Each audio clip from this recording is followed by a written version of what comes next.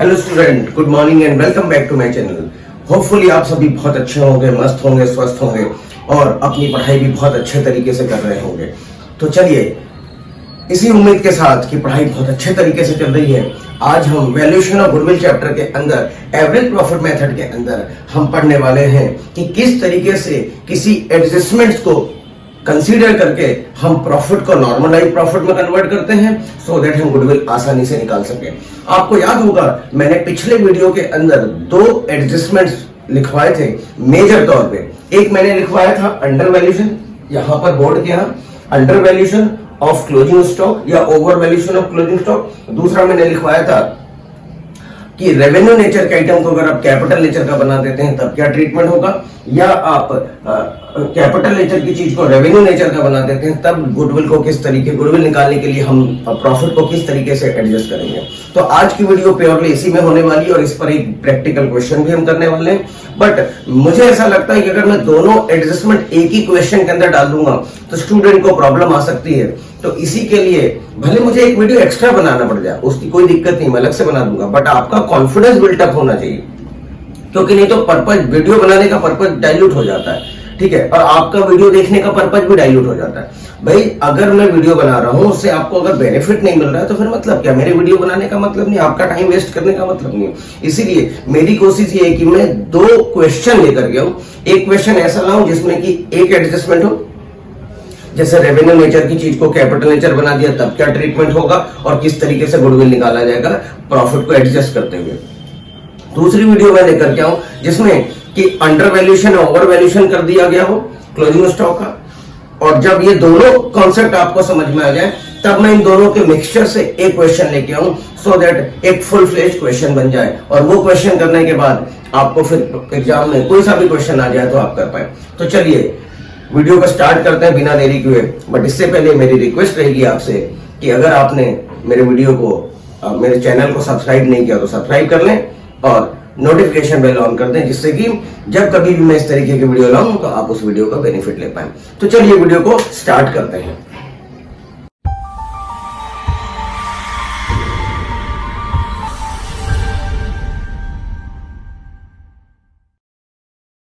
देखिए क्वेश्चन है जिसके अंदर गुडविल हमें निकालने को कहा गया है। X and Y are partners with the profit sharing ratio of 1:1, equal profit sharing ratio है। They admitted Z as a new partner. They admitted Z as a new partner for equal share of profit. अब उसको equal share of profit दिया जाएगा, और जब नया partner आता है तो आपको पता है कि वो कुछ पैसा कैपिटल के लिए लाएगा, कुछ पैसा गुडविल के लिए लाएगा। यहां पर जो गुडविल का वैल्यूएशन किया जा रहा है वो गुडविल का वैल्यूएशन कैसे किया जा रहा है, 2 इयर्स के परचेज के इक्वल किया जाएगा लास्ट 4 इयर्स के प्रॉफिट को एवरेज करते हुए। और लास्ट 4 इयर्स के प्रॉफिट हमें दे रखे हैं। 2019 का प्रॉफिट है 70,000, 2020 का प्रॉफिट है 1 लाख रुपीज, 2021 का प्रॉफिट नहीं ब्रैकेट में लिखा it means it's a loss 55,000, 2022 का प्रॉफिट है 1,44,000। अब एडजस्टमेंट के तौर पे ये लिखते हैं फर्स्ट एडजस्टमेंट, देखिए यहां पर मैंने ब्लू से लिखा है मतलब फर्स्ट एडजस्टमेंट है वो लिखते हैं कि in 2019 there is a abnormal gain of ₹10,000 rupees. तो हमें इस एबनॉर्मल गेन को एडजस्ट करना पड़ेगा क्योंकि ये प्रॉफिट अभी नॉर्मल नहीं है, ये एबनॉर्मल प्रॉफिट भी इसमें इंक्लूडेड है। तो हमें पहले इसको नॉर्मलाइज प्रॉफिट में कन्वर्ट करना पड़ेगा, और आज की वीडियो इसी पर होने वाली है और इसी बात को हम लेकर के आज डिस्कस करने वाले हैं। 2020 का जो प्रॉफिट 1 लाख रुपए दिख रहा है उसके अंदर एक एबनॉर्मल लॉस है 20,000 रुपीज का, तो एबनॉर्मल लॉस को भी हमें एडजस्ट करना पड़ेगा, ठीक है। इस एबनॉर्मल लॉस को एडजस्ट करने के बाद ही हमारा नॉर्मल प्रॉफिट आएगा। 2021 के अंदर 55,000 का लॉस है, वो लॉस क्यों है हम आगे देखने वाले हैं।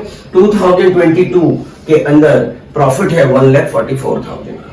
आगे लिखते हैं क्वेश्चन के अंदर कि repair to car of ₹50,000 was wrongly debited to vehicle account on 1 June 2020। बस यही लाइन, इसी लाइन के अंदर आप देखिए रिपेयर किस चीज का कराया है, रिपेयर हमने कराया है व्हीकल का, और रिपेयरिंग कैपिटल नेचर नहीं होता है, ये रेवेन्यू नेचर होता है। एंट्री होनी चाहिए repairing account debit to cash, लेकिन इन्होंने क्या एंट्री कर दी है, इन्होंने एंट्री कर दी होगी vehicle account debit to cash, मतलब उसको बैलेंस शीट के अंदर ले गए, और जब बैलेंस शीट के अंदर ले गए होंगे तो डेप्रिसिएशन चार्ज किया होगा। आगे इन्होंने लिखा भी है डेप्रिसिएशन चार्ज करने की rate SLM method, straight line method से 12% पर एनम। ये क्वेश्चन है, इस क्वेश्चन को हमें सॉल्व करना है तो पहले हमें गुडविल निकालने के लिए normalise profit into year of purchase equals to goodwill होता है। गुडविल अगर हम देखें एवरेज प्रॉफिट मेथड की अगर हम बात करते हैं तो एवरेज प्रॉफिट मेथड से गुडविल कैसे निकाला जाता है हम उसको आज समझने वाले हैं। कैलकुलेशन ऑफ गुडविल, ठीक है, हम क्या निकालने वाले हैं, गुडविल निकाल रहे हैं। तो गुडविल निकालने के लिए गुडविल कैसे निकलता है, तो आप देखिए goodwill equals to normal profit, normal average profit लिख दें ज्यादा बेटर होगा, normal average profit into year of purchase, ये आपका गुडविल निकलेगा। अब सबसे पहले आपको क्या निकालना है, नॉर्मल प्रॉफिट निकालना है, नॉर्मल एवरेज प्रॉफिट निकालना है, तो कैसे निकलेगा। अब आप यहां 2-3 लाइन छोड़ दीजिए, अब आप यहां लिखिए calculation of normal average profit, ठीक है, या आप इसे कह भी सकते हैं एडजस्टेड प्रॉफिट भी आप कह सकते हैं, कोई इसमें दिक्कत नहीं है। ये आपकी हेडिंग हो गई, बिल्कुल एग्जाम ओरिएंटेड प्रेजेंटेशन के हिसाब से हम चल रहे हैं। अब यहां पर आप लिख दीजिए ईयर, ईयर और यहां पर लिख दीजिए प्रॉफिट, यहां आप लिख दीजिए एडजस्टमेंट और फिर आप लिख दीजिए यहां पर नॉर्मल प्रॉफिट। इसका प्रेजेंटेशन दूसरा तरीके से भी हो सकता है, वो मैं आपको ये क्वेश्चन सॉल्व कर दूं, इसके बाद मैं आपको डिस्कस कर लूंगा आपके साथ। तो आप देखिए ईयर 2019, 2020, हमेशा स्पेस देकर लिखें, कभी दिक्कत नहीं आएगी आपको। देन 2021, देन 2022, ये आपके 4 साल के प्रॉफिट है। क्वेश्चन से आप पिक कर लीजिए अमाउंट को 70,000, थोड़ी सी स्पीड मेंटेन करेंगे तो ज्यादा बेटर होगा, एग्जाम में स्पीड की दिक्कत आती है। और ये लॉस है 55,000 का, तो ब्रैकेट में लिखना है आपको। और 2022 के अंदर 1,44,000 का प्रॉफिट है।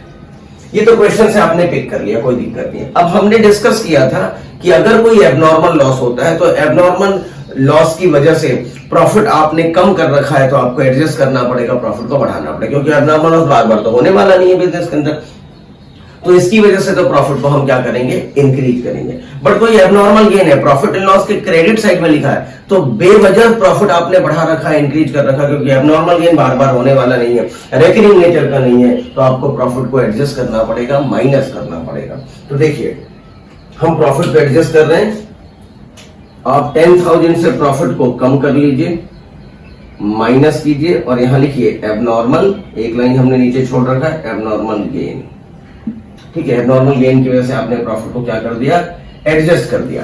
अब नॉर्मल प्रॉफिट कितना आ गया आपका, 60,000 का आपका नॉर्मल प्रॉफिट आ गया या एडजस्टेड प्रॉफिट आ गया। 2019 हमने कंप्लीट कर दिया। Now move to next year, that is 2020। In 2020 there is a abnormal loss, due to abnormal loss हमारा प्रॉफिट कम हो जाता है, हमें प्रॉफिट को इंक्रीज करना है, तो 20,000 से प्रॉफिट को इंक्रीज कर लीजिए प्लस एबनॉर्मल लॉस। तो हमारा जो प्रॉफिट हो गया, एडजस्टेड प्रॉफिट आ गया 1,20,000 आ गया, ठीक है, बिल्कुल सिंपल सी बात। इसके बाद 2021, अब ध्यान दीजिएगा स्टूडेंट गलती कर जाते हैं, एग्जामिनर ने जानबूझ करके, आई रिपीट, एग्जामिनर ने जानबूझ के यहां पर 2020 वर्ड यूज किया है। आपको पता है कि कोई सा भी साल जब स्टार्ट होता है, मैं यहां पर लिख देता हूं, ईयर स्टार्ट होता है अप्रैल में और ईयर एंड होता है मार्च में, ठीक है। तो देखिए हमारा जो ये जो ईयर है ये 1 अप्रैल 2019 को स्टार्ट हुआ होगा और 31 मार्च के दिन कंप्लीट हुआ, क्योंकि ये सारे बैलेंसेस कब के दिए हुए हैं, ये सारे बैलेंसेस मार्च के दिए हुए हैं, ये सब मार्च है।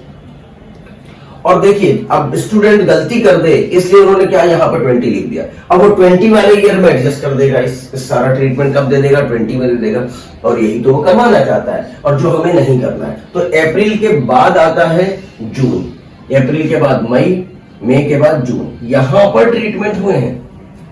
मतलब ये कौन से ईयर में आ गया, 2020 में स्टार्ट हुआ होगा, 2021 की बात कर रहे हैं। मतलब हमें 2021 के प्रॉफिट को एडजस्ट करना है, ना कि 2020 के प्रॉफिट को एडजस्ट करना है।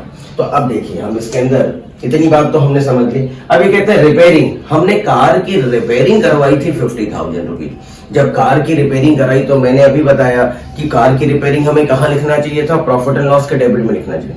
बट इन्होंने क्या किया है, wrongly debited to vehicle account, गलती से कहां लिख दिया है, बैलेंस शीट की एसेट में लिख दिया। और जब व्हीकल अकाउंट में लिख दिया है तो व्हीकल अकाउंट में लिखने की वजह से एसेट तो बढ़ गया, बट उधर हमारे प्रॉफिट एंड लॉस के डेबिट में नहीं लिखा तो प्रॉफिट भी हमारा बढ़ा हुआ रहा।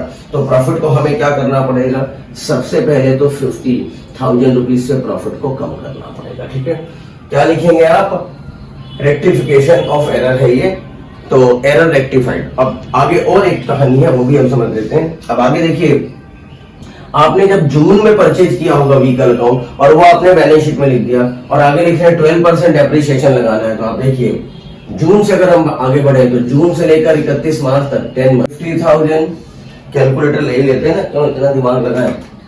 50,000 का 12%, वो भी 10/10 मंथ्स का, ये 5,000 रुपीज आ रहा है। 12% इंटू 10 मंथ्स का था तो 12 करना था, ये गलती कर दिया था मैंने। ठीक है, ये 0 से 0 कट गए।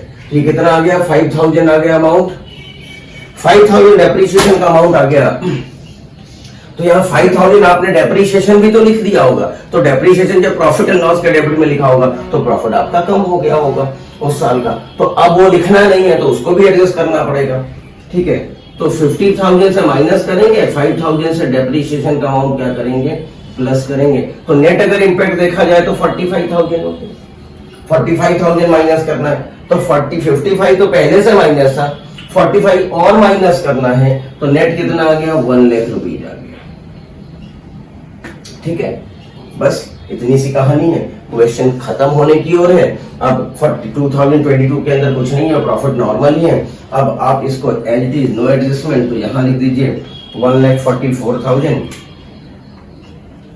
1,44,000 सारे, ये लॉस है, ध्यान दीजिएगा। ठीक है, अब इसको हम एडजस्ट कर लेते हैं भाई। तो आप देखिए 60,000 एग्जाम में कैसे करेंगे, बिना कैलकुलेटर के 60,000 प्लस 120 प्लस 44, बात खत्म, क्योंकि 1 लाख से 1 लाख एडजस्ट हो गए।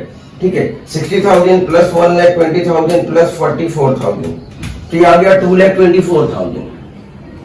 2,24,000 को एवरेज बनाना है तो डिवाइडेड बाई कर देंगे 4, तो ये आ गया 56,000। 56,000 आपका क्या आ गया, एवरेज प्रॉफिट आ गया। आप यहाँ लिख दीजिए 50 नॉर्मल एवरेज प्रॉफिट, आप और यहाँ पे ब्रैकेट में लिख दीजिए वर्किंग नोट नंबर 1, कि भैया ये वर्किंग नोट नंबर 1 है हमारा, वहां जाकर के आप रेफर कर सकते हैं कि हमने किस तरीके से 56,000 रुपीज निकाला है। Into year of purchase question में गिवन है 2 इयर्स के परचेज के इक्वल कहा था, आप लिख दीजिए 2, तो ये आपका आ गया 1,12,000, यही आपका आंसर है। This is your answer, value of goodwill. ठीक है, तो वापस आई रिपीट, किस तरीके से क्वेश्चन को हमने आगे बढ़ाया है। आगे बढ़ाने का तरीका जो सिंपल तरीके से था हमने वो लिख दिया, जो सिंपलिस्टिक वे में हम कर सकते थे वो किया हमने। इसकी कहानी हमें समझना है, मेन मुद्दा इसी पर आकर के अटकता है। इसको और मैं अगर एक्सप्लेन करना चाहूं, अगर मैं और आपको बताऊं तो ये हुआ क्या, मैं यहां पे बताता हूं, स्पेस की थोड़ी सी दिक्कत है। यहां पर देखिए, ये मैंने बनाया प्रॉफिट एंड लॉस अकाउंट, ये मैंने बनाया बैलेंस शीट। ठीक है, 50,000 रुपए यहां लिखना था, आपने यहां लिखने की बजाय यहां लिख दिया। आपने व्हीकल अकाउंट में डेबिट कर दिया है 50,000 रुपीज। ठीक है, और जब व्हीकल अकाउंट में डेबिट किया मतलब आपने 10 महीने का डेप्रिसिएशन इसमें से चार्ज कर दिया 5,000, और इसका डबल इफेक्ट आपने यहां लिख दिया डेप्रिसिएशन 5,000 रुपए, जो कि ये भी नहीं लिखा जाना चाहिए। सही तरीके से लिखते तो आपको लिखना चाहिए था टू रिपेयर 50,000, ठीक है, तो ये हटाना है और ये लिखना है। तो नेट अगर देखें तो 45,000 से हमें क्या करना है, हमारे प्रॉफिट को कम करना पड़ेगा, ठीक है, क्योंकि एक्सपेंडिचर लिखने की वजह से प्रॉफिट कम हो जाते हैं, इसलिए हमने 45,000 से प्रॉफिट को क्या कर दिया है, एडजस्ट कर दिया है। होपफुली ये वीडियो आपको पसंद आई होगी। अगर आपको वीडियो अच्छी लगती है और चैनल पर नए हैं तो सब्सक्राइब करना ना भूलें। इसी तरीके की वीडियो मैं लेकर के आता रहता हूँ, सो दैट आपके क्लास 12 की जर्नी बहुत ज्यादा सिंपल हो जाए। तो आज की वीडियो के लिए इतना ही। Thank you, thanks a lot for watching this video.